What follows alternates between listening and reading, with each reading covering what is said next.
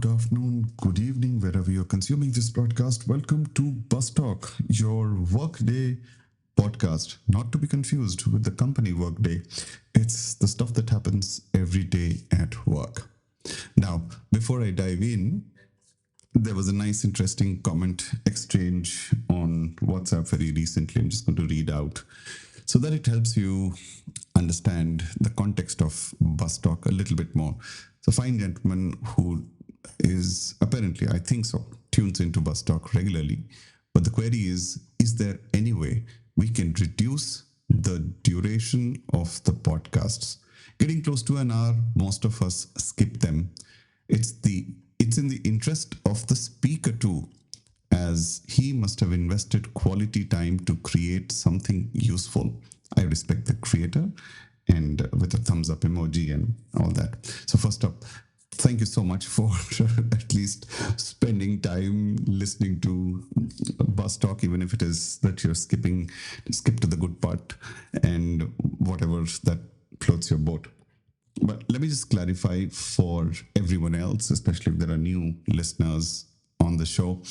Bus talk, and this has been shared, explained in previous seasons as well. It's not the first time that I keep hearing this feedback, but I'll give you the backstory to this. I started with a 20-minute podcast, which then I got feedback. Why don't you cut it down to 15?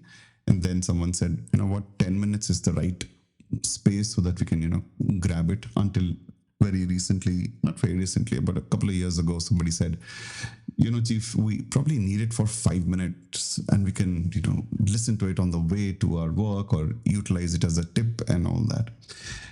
Now, my response to all of them is, first up, thank you for at least giving me the feedback, taking time to listen and analyze and see what suits you best. But here's what happened. While compressing content from, say, 20 minutes to 15 to 5, I realized I was missing the essence of what I was trying to convey.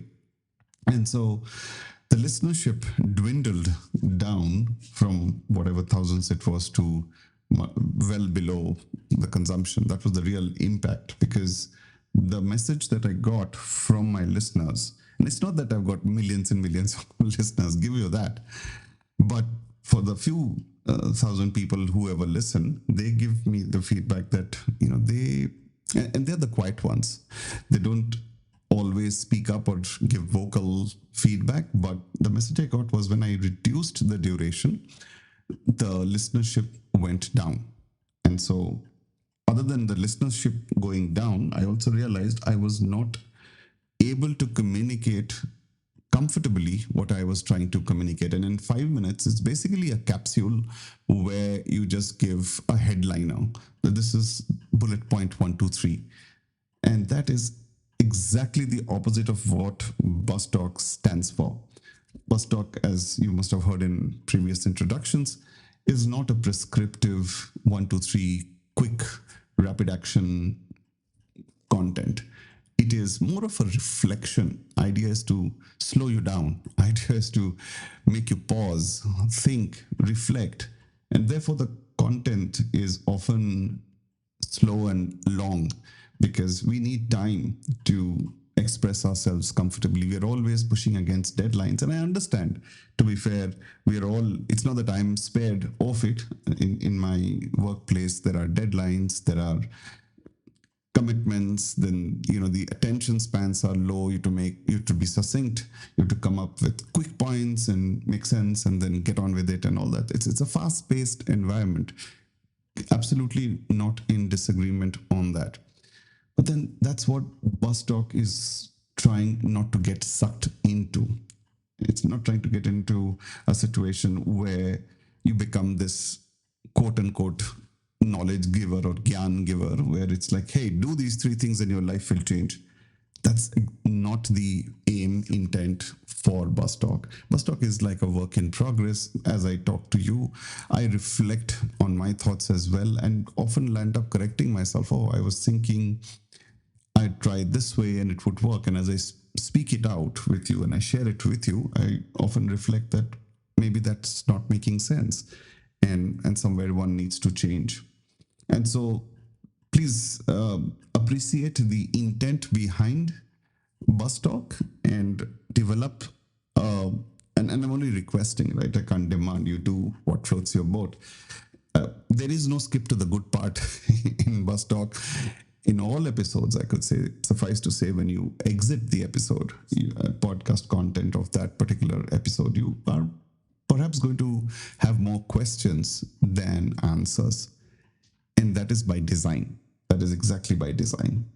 I try and share what I could have done, I would have done, and it's not necessarily implying that you should try to do it as well, but it's saying, hey, did you know, if this was a situation, be it say conflict resolution, managing people, or any of those issues, then here is something to think about. And that this aspect of it needs time. As you can imagine, giving you this background itself took time. So I appreciate your comment on WhatsApp totally, honestly. But I don't think I'm going to be in a position to reduce the duration, and not to say never to never. If you see, unlike previous years, the regularity has gone down a little bit because I do not find quality time available to have this conversation. There are just pressing competing priorities. You do a whole bunch of things, and I travel a lot, and so by the time I get this time for myself on a Saturday or a Sunday, it's I want to be absolutely fresh and wanting to do it rather than having to do it. And that's the joy of podcasting, right?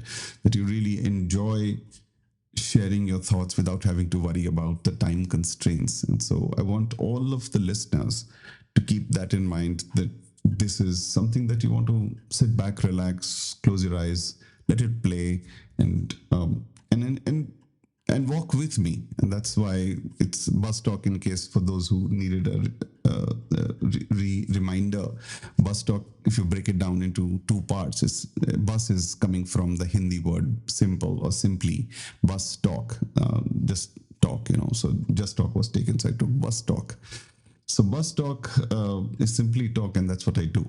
And so it's not going to be for everyone. And like I said, if you need to skip, you probably would miss out some of the nuances. Look, I'm not a professional podcaster, right? So I'm just a regular guy trying to share experiences. So sometimes what happens is when you deliver content, you get that momentum somewhere at the 15th minute or at the 27th minute. Sometimes it's not like prescribed and designed that every 10th minute you will hear a aha moment. And so many episodes, as I speak, and because I do a lot of this spontaneously, as in I have a broad topic and then I have a few pointers, and then I think on those lines and speak, and which is why most of it is extempore. It's not written down on a page or something. But the bullet points are, so that at least I know I keep within that broad framework. And so skipping will mean that you might miss out that aha moment, which could have come in, like I said, in the 31st minute. I don't know. I don't design that.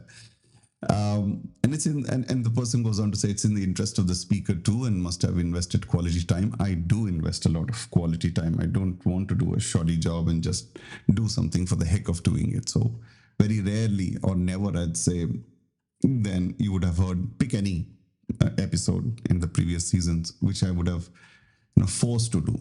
Probably into 200, I would have done 3 or 4 such episodes, which I was like, oh God, let's get it over and done with. But the topic would have still been important to me.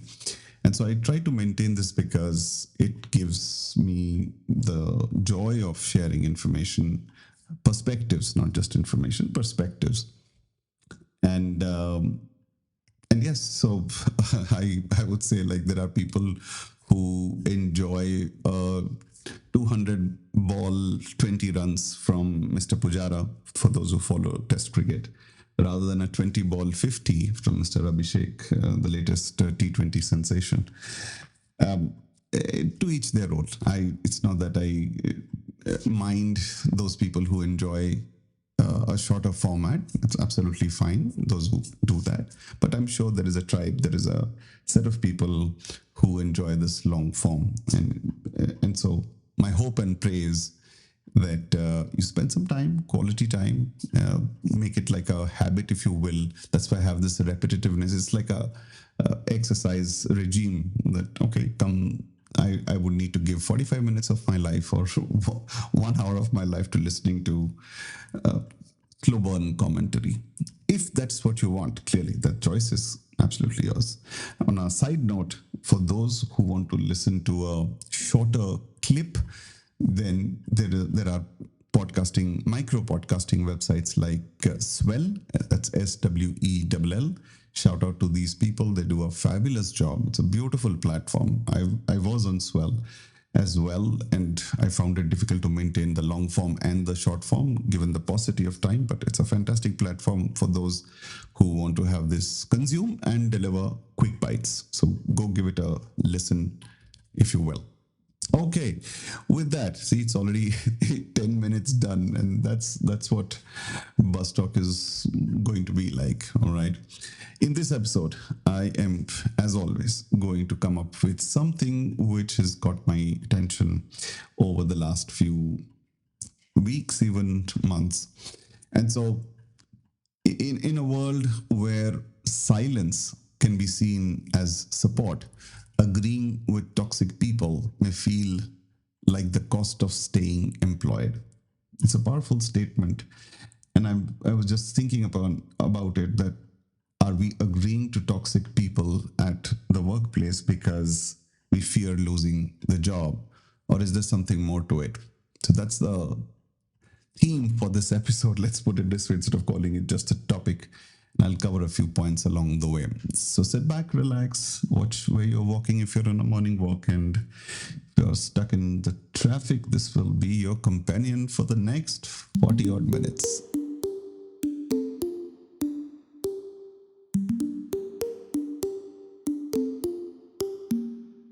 Like they say while reading a long email, too long did not read. So I have a thing, too long, do listen, TLDL. And so that's the disclaimer for this episode as well. And it's a heads up, it's a heavy episode loading, simply because it talks about, you probably likely experienced it, managing toxic people at the workplace, right? So a team meeting, think of a team meeting where someone makes a comment that crosses a line, and it kind of uses a unparliamentary conversation, and it may be dismissive, it could be just controlling or plain unhealthy, and yet you're sitting one amongst 10 people and you nod, probably smile politely, and in most cases say nothing at all.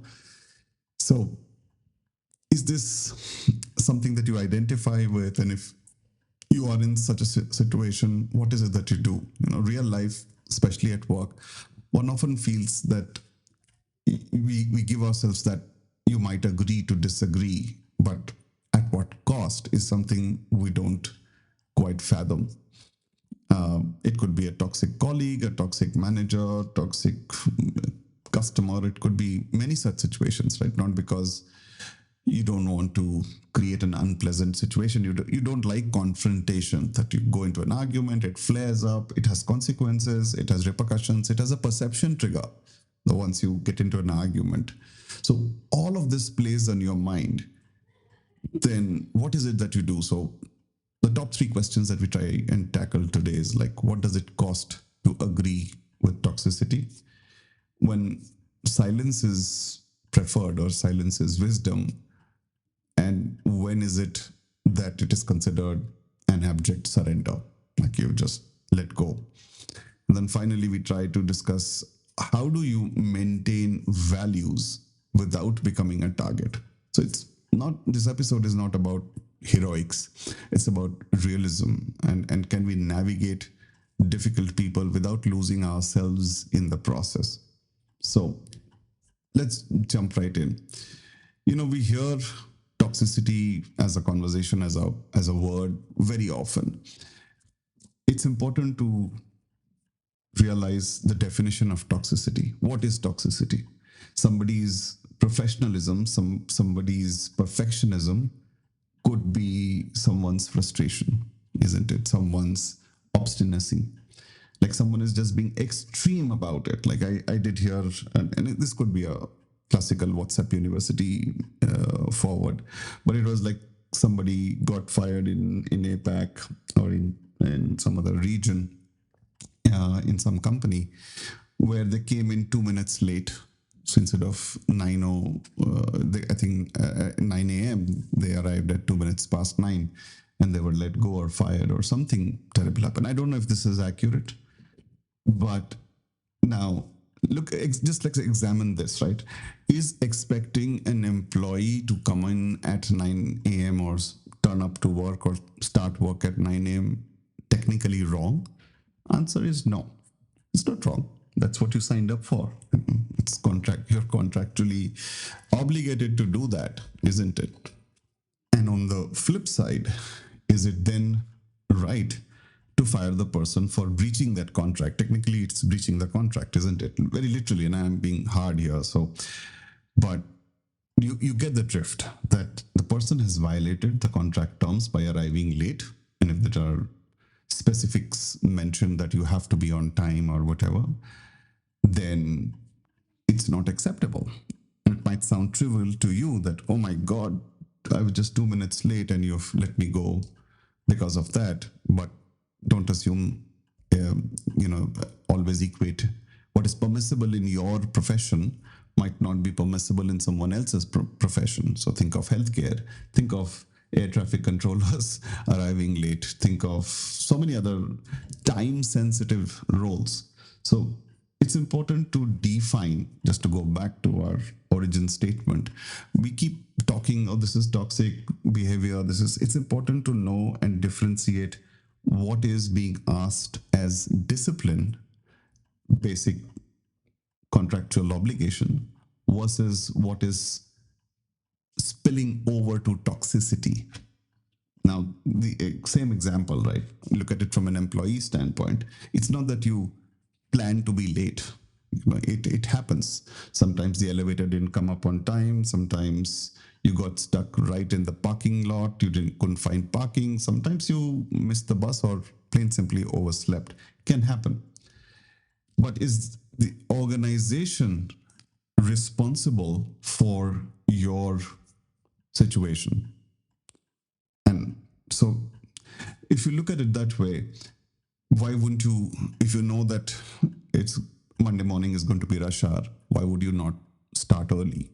If you know that the elevator, there are only 2 elevators to your floor and it's always crowded, why not try come in 10 minutes early to buffer that space?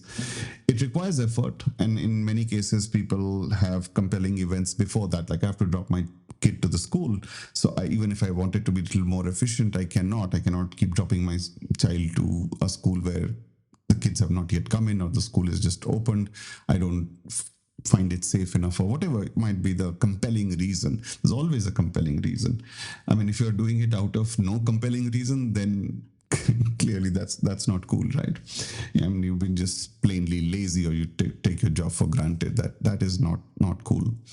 And so it's important to define what is the toxicity of the situation, and therefore the person enforcing that situation, is the person toxic, or is he just executing or she executing what you're anyway supposed to do? And it's trying to be as objective as you can.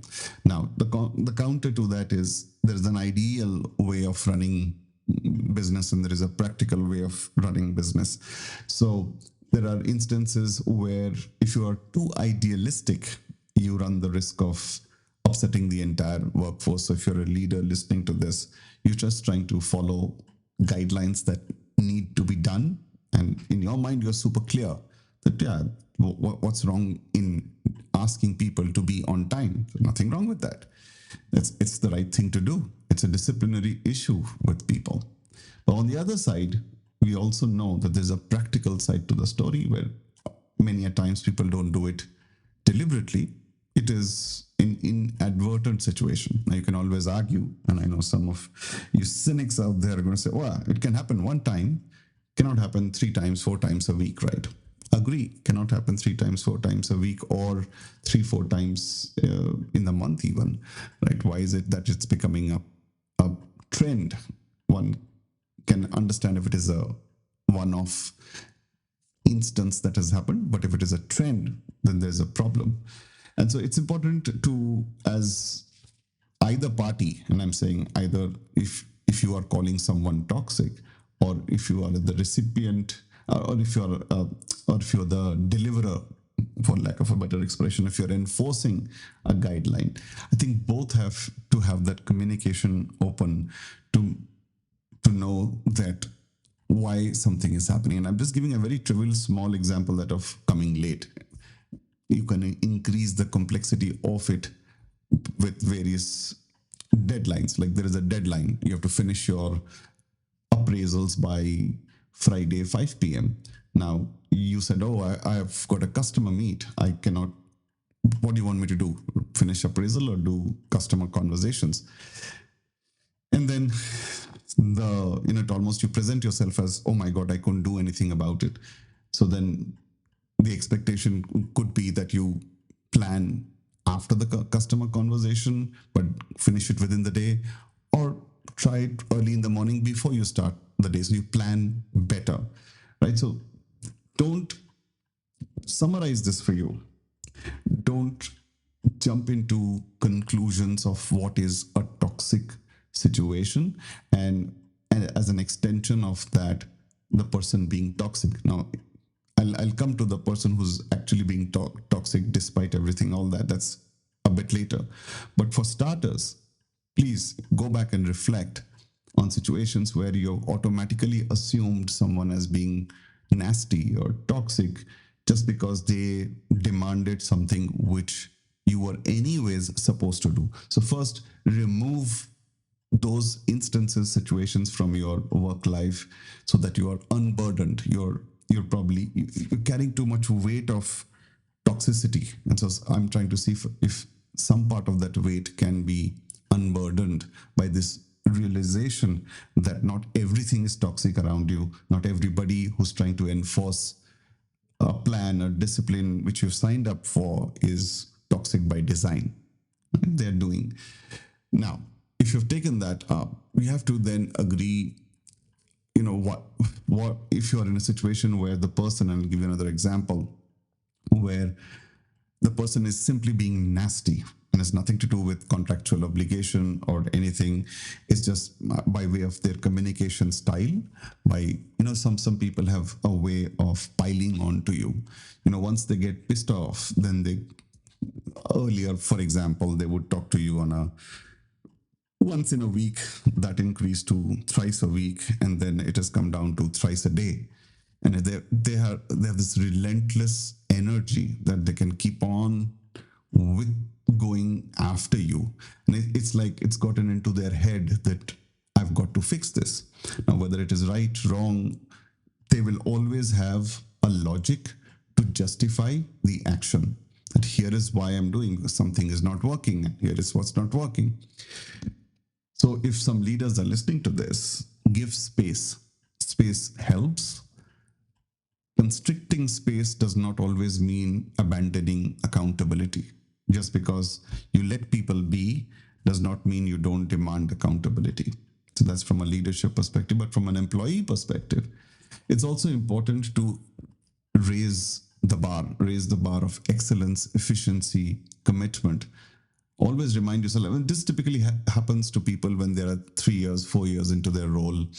They kind of forget the enthusiasm, and that's why I kind of like what AWS has, one of those leadership principles. I think it's called, it's always day one, meaning it's your first day at your job. And so can you replicate that sense of alertness, energy, enthusiasm, even in day 654? Can you do that? I mean, it's don't take it too literally, but idea is to remind yourself that every single day, no matter how long you are in the role, you have to turn up, you have to show up with the same vigor, verve, enthusiasm, excitement. And if you're not able to do that, for example, then think through what's the root cause. Why is it that you're not able to do it? What stops you from being happy on a Monday morning? Are you fearing, or is it a problem to solve? Mostly it is that you fear the person behind the problem. That's why people usually have grumpy Monday mornings. So if you try to shift that to it being a problem that needs to be resolved, and many a times, and it might be hard to hear for some of you guys, many of times the problem lies with you. That your efficiency has gone down, or your situation, your delivery has not been up to the mark. So it's important to always ask your leadership that where is it that you're faltering and what is it that they expect from you, and then make the ask. If you're saying that if I don't have ABC, I cannot deliver DEF, so help collaborate, get your leadership to collaborate with you to provide you the necessary tools so that you can accomplish and deliver whatever the expectations are. So the first things is identify areas that you can improve. Now, the second thing is, of course, we are in a situation where despite you doing well, people are still being toxic. People are being rude and nasty. And so why do we then agree with toxic people? Well, the first answer that comes to my mind is the survival instinct. It's like keeping peace at the cost of confrontation. Like you get into an argument, there will be counter argument, and even if the argument you win the argument for the sake of this situation, you win the argument. Suppose it will leave a residual perception in the other party's mind that, oh, okay, this guy or girl is very argumentative in nature, is very confrontational. So next time I have to come better prepared, better planned, or I have to, and that's kind of the birthplace of toxicity, politics, and disconnect. There's always friction. It's the birthplace of friction. That's the more appropriate word between, say, either two employees or the employee and their manager or whatever. And so identify these micro moments that, yes, your survival instinct is to be defensive and say, but your diplomatic self has to also coexist. And that's why working is become so tough. It's not simple. That you have to balance your instinct, your survival, your give it back versus what is objective, and manage the situation. The fear of confrontation or being ostracized often stops people from getting into arguments. And of course, there are those instances where if you're in argument or disagreement with someone very senior up the hierarchy, the power dynamics, the emotional fatigue that comes with it, like you had a tough week and now you know that it's not going to change the next week either. And so you get fatigued physically and emotionally. So it's better to agree and get on with it rather than fight. So many people are in this situation, and I empathize with you. It's a tough situation to be there. I don't know whether to say hang in there or get the hell out of there, because I don't know your compulsions and compelling reasons. But it is very important, which transcends everything, to keep your mental health in place, your mental balance. And if that means, and it might sound very simple, that you go for a 30-minute walk early in the morning, do that. Just even if it is against your style or lifestyle or whatever. Don't go into a negative spiral of, the usual thing that happens. You go to a restaurant, you have a few drinks, and you come back late at night, you don't have a peaceful sleep, you get up groggy the next day. And so break out of that loop. And even if you're not this super exercise kind of person, at least make sure your mental health is always in a happy space. And that sometimes helps. And there are multiple ways. One is, of course, trying to go out there for a walk, which you obviously know, but don't do, but do. I've also found joy in creating rather than consuming. Like we can doom scroll and constantly consume YouTube or web series or whatever. Sometimes it does momentarily distract you, but it will also, because most of the content that appeals to us on web series or television or YouTube is on or dark twisted stuff, right? The plain simple stories don't appeal, generally speaking, right? I'm sure some of you do still appreciate simple content, but the more engaging ones, I don't know if some of you have seen Adolescence on Netflix. It's intense. It's super intense. It's super relevant, but it's very intense. It's about toxicity, toxic masculinity in schools.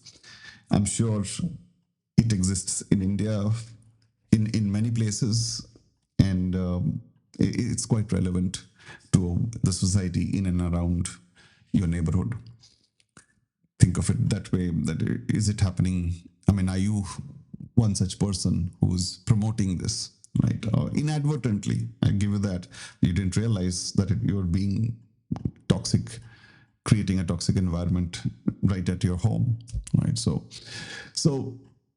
it's important to keep your mental health in check, in balance, whether it's by creating something, doing something different, or getting out of the house, going for a peaceful walk, listen to some nice music. Calm down. Don't get worked up as much as you can. And there's always this threshold limit, and it's different for different people. If you can plan your finances better, chances are changing a job will not be as fearful, or losing a job won't be as fearful. It'll be a problem. I give you that, but it won't be. You won't fear it. It's okay. It didn't work out culturally, and you want to find plan B. It's easier said than done, but it's not going to be devastating for you because you're financially sorted. The trouble is for those people who are not financially sorted, who have loans and debts and EMIs on their head.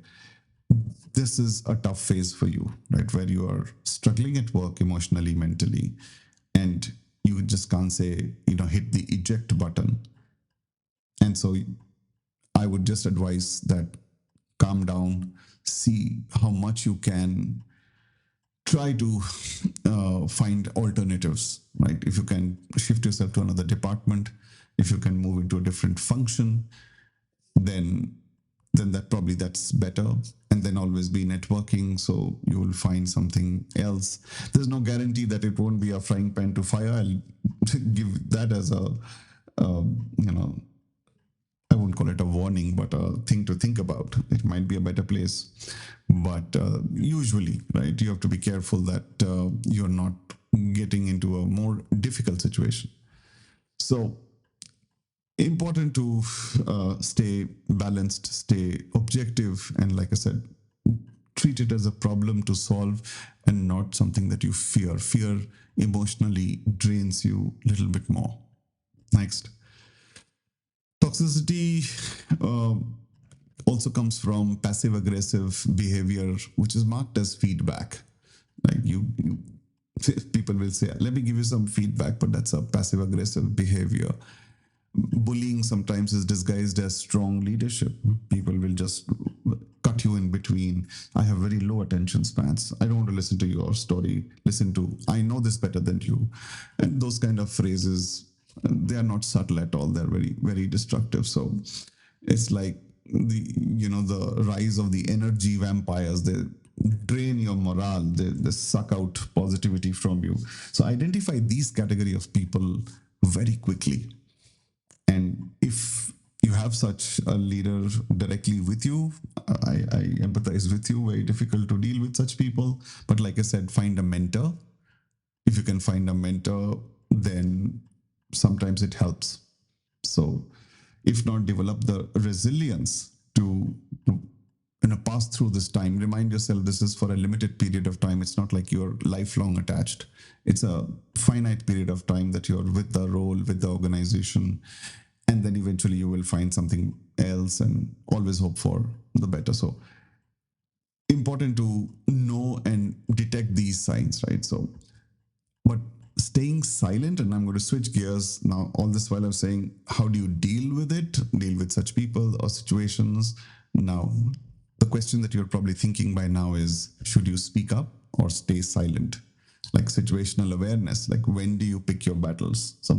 One of the oldest cliches that you will hear: pick the right battles to fight. Not every battle has to be fought in the battlefield.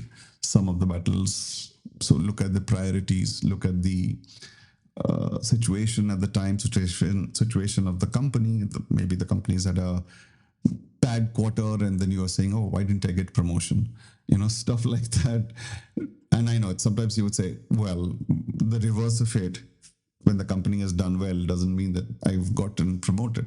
Right? It's not always happened. In fact, there have been instances where people have done really well and the company has done well and still nothing has happened. So that part is also true. So, but the situational awareness will help you. So know the right battles to pick. Don't fight every battle. A, it's tiring. B, it's you very rarely win an absolute battle. Like they say in war, if you had any war today globally, and the ones that are on, if you see, there is no conclusive victory, as is there no conclusive defeat. So it is neither here nor there, somewhat here, somewhat there. So that's probably the situation in workplace conflicts as well. It's unlikely you will have a absolute victory and with no repercussions or after effects. So know which battles to pick, right? So then assertive communication versus emotional outbursts. That is always a bummer. I know you're emotionally being pushed, and despite you're trying, your left brain is kind of maxed out right now, and your right brain kicks in, and there's an emotional outburst. More often than not, and hand to heart, you will realize that every single time you've had an emotional outburst, and when you've calmed down, say a few hours later or a few days later, you would have said, maybe, just maybe, I shouldn't have said all those things. I'm very, I would say, even sympathetic to those people who land up in an emotional meltdown. It usually lingers on as a professional perception tagged to you long after you're gone, and when these people move to other organizations, and you will end up being in that organization again, while being absolutely eligible for that new role. People bring up age-old perceptions like, oh, this was the crybaby, oh, this was, and right, as big as the IT world is, it is the paradox of it is also a very, very small place. Everybody's moving, everybody knows the other person, at least by a second degree or third degree connection. And then these perceptions often linger on. And as much, the moment you cross the 14-15 year mark of your work experience, these tend to stay a bit longer. So assertive communication is still a better option rather than an emotional outburst. And like I've said, in communication, it's always mentioned that it's not what you say, it's how you say. And some people are so good. I know people who make such beautiful commentary about a complex, and they are absolutely in sync with, even though they're not performing. That's a side disclaimer so that you know. But the way they are presenting their communication style is mirroring their leadership. It's a superpower. I know some of you will say that's called sucking up, and saying, "Oh my God, they're just being a parrot." But give or take, what is happening is, it's called alignment. The polite, politically correct word is, look at this person. He or she is completely aligned with leadership communication, and leaders love that. They just love it. Especially those who go out of syllabus are always bracketed automatically as the problem child. So assertive communication versus an emotional outburst. I'd request you to be on the other side. Be as objective, as calm as possible, rather than have an emotional outburst which not only doesn't solve the problem but lingers on for a long time. Another tactic I'd say is to ask questions. Curiosity is the word. I'm just curious, how would this work? If someone is saying, again, going back to the top of our example, coming in at 10 minutes late, and you say, I do arrive at 8:45, but the elevator takes upwards of 15 minutes, and before 8:15 I cannot find the connecting whatever transportation to be here. So while it might seem like a little bit contrived, I'm just giving so that you can extrapolate this example to what is more relevant to you. All I'm saying is sometimes when you ask questions in the form of curiosity and not sarcasm, the question will make the other party think, like, how is it that we are going to make this happen? So if you think of a sales quota example, people often get very defensive. Why are you giving me so much quota? Where am I going to do this? This region is not there. Da, da, da. Instead, the better way to address that is, well, I'm curious. Given that I only have 10 accounts, which traditionally, historically, in the 5 years have delivered only $100, and here with the same 5 accounts, you want me to deliver $200. I'm curious what has changed, and how should I treat this situation differently so that I can get more revenue out of it.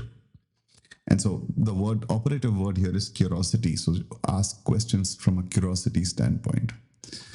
And last but not the least, of course, you document incidents as a subtle stand. Like as discussed, minutes of the meeting, you will be in a situation where if you document something, the other person will get it, that is trying to put, and then expect a counter document as well.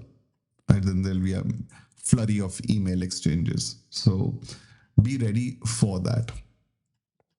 So natural phrases, I mean, what are the 2 or 3 things that you could do to handle toxic agreements or disagreements smartly? Right? So natural phrases that don't endorse or confront directly. Like, for example, that's an interesting perspective. Let me explore this a little further. Let me try to understand this a little better. I'm just curious how else I can do this. So it's kind of not disagreeing. It's like giving it importance that it deserves. And you're saying, I'm earnestly trying to address this situation. So many times it works. Trust me, many a times. And if you do it consistently, like you've always been blunt and direct, and suddenly one day you turn up being diplomatic, that's not going to fly. And so it's all of this that we're discussing right now is a way of life. It's not like a one-time project. And so have these politically correct sounding air quotes on that statements like, oh, that's interesting. I get what you're trying to say. Acknowledgement. However, I'm trying to see what are the 2 or 3 things I'm missing out of this. Can you help me understand? So it's seeking feedback. It sounds you're questioning, but you're seeking feedback. And as always, in your mind, you be objective about that personal boundary map, that if it is getting nasty, then you have to go talk to HR. Clearly, that's there. That option should not be ruled out, and which is why I'm a big fan of having constant communication with your HR BP. What happens is you usually, or you don't prefer talking to them, and when you do, it's generally not on favorable terms. Either you're going to be put on a plan, or you put in your papers, or some shit has hit the fan. I still think it is very important to explain what's going on in your business with your HR, because HR, and hence called the business partner, BP is business partner, to help them understand what's going on in the business. Now, to be fair, it's also true, sometimes they're not always as empowered. They all roll up to the same organization, but at least you have somebody whose job is to neutrally listen to you. It's in their KRA is to listen to the employee voice and what's happening, and employee, even leadership voice. It's not that they're not listening to your leader. They are, but it'll come. It can't come as one fine day. So have that like they say, build bridges when you don't need them. Right. So those are the things. I mean, have your boundary map, net of the story. And then, lastly, just to conclude all this, from agreement to empowerment, turning small objections into impactful stands, encouraging uh, emotional resilience, and modeling healthy disagreement is part of your team fabric. If you're a leader, have that culture where people can freely agree to disagree without you holding prejudice. That's as a leader. But if you're an employee who has a leader who's refusing to understand, have that conversation of developing a session in a week where it's like an open house. It's like a mini or a micro team town hall where you just, or a clinic call where you can come and say, I want to do better. The idea, it's not like a rant and rave kind of situation. It is a forum where we are not distracted or consumed by the immediate pressures of responding to emails and phone calls and everything. We have a team me time where we sit down and discuss what's not working well and what can be resolved amicably. I think these are skill sets as well, and I'm just wearing say the career counselor hat, if you will, for a little while and zooming out of this whole situation. These are all, look at it also as, think of yourself as applying for a role at a leadership at 20-year mark, very big profile. Some of the conversations they're going to ask you examples about is, give me an instance where you handled a conflict positively. There was a conflict resolution. Give me a successful conflict resolution story. Give me an example of where your diplomacy managed otherwise a potentially explosive situation. These are very powerful skill sets to develop, that you are in a difficult situation, but how you were resilient, how did you manage yourself and the people around you. You will need this vocabulary later in life, bear in mind. So sometimes zoom out and see where your career is headed, what you want to do, where you want to be, and what role you want to be at the, say, 20-year mark. Chances are you want to be a leader, if you're a sales leader or a marketing head or whatever. These are common skill sets that people will look forward to explore, especially because it's expected or understood that you will have a team to manage at that level.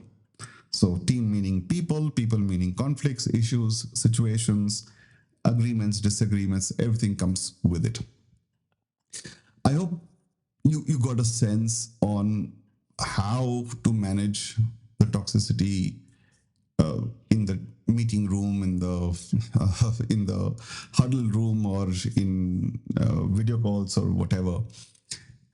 Don't overthink it, don't over engineer it. Look at it as a skill that you are developing, and of course know when to call it quits and say, okay, it is what it is.